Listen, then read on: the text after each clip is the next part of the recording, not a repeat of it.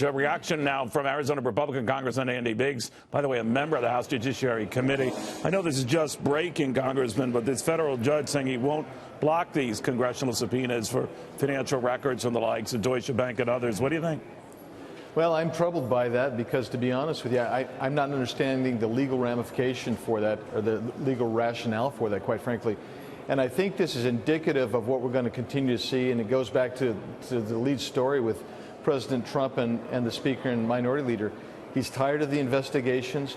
They're hindering everything that he wants to do, and now they're attacking his family organization, their business, and they've gone after people that are associated with the president, and it's quite frankly, it's too much.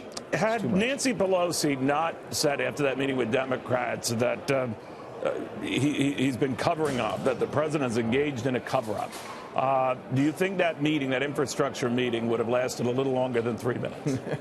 Most assuredly, I think it would have lasted longer than that, because in spite of the fact that the Democrats are proceeding with kind of quasi-impeachment investigations here, her language actually ratcheted it up, because and she herself harkened back to the Nixon impeachment, where they used the cover-up to go after Nixon, and for her to allege cover-up, it really kind of threw gas on the fire here, especially when you consider you had 19 lawyers, 40 agents, 1.5 million documents, 2,800 subpoenas. The whole thing, I mean, when you start looking at it, you say, this has got to be the worst cover-up in history if it was a cover-up. So she's trying to lay the groundwork for something bigger. Do you think, maybe being in the majority, that she and her people know things that you don't? Well, I'm not sure that I buy into that, because having been in the majority the last 2 years, unlike Speaker Pelosi, I was at most of those interviews and depositions behind closed doors.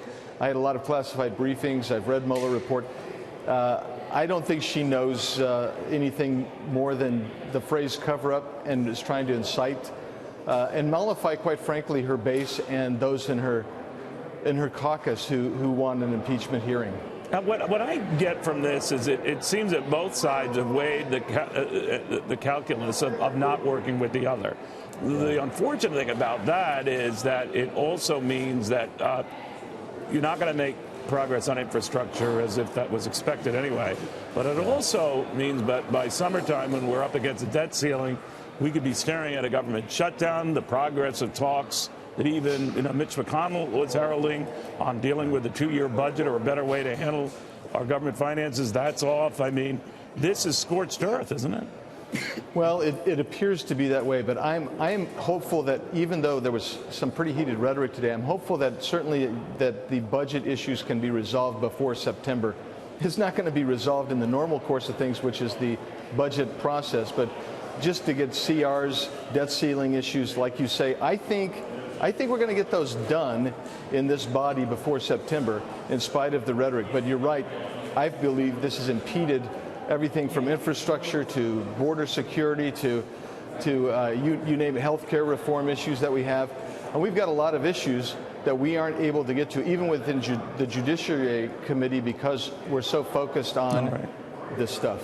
All right. Well, we'll see. Congressman, thank you very much.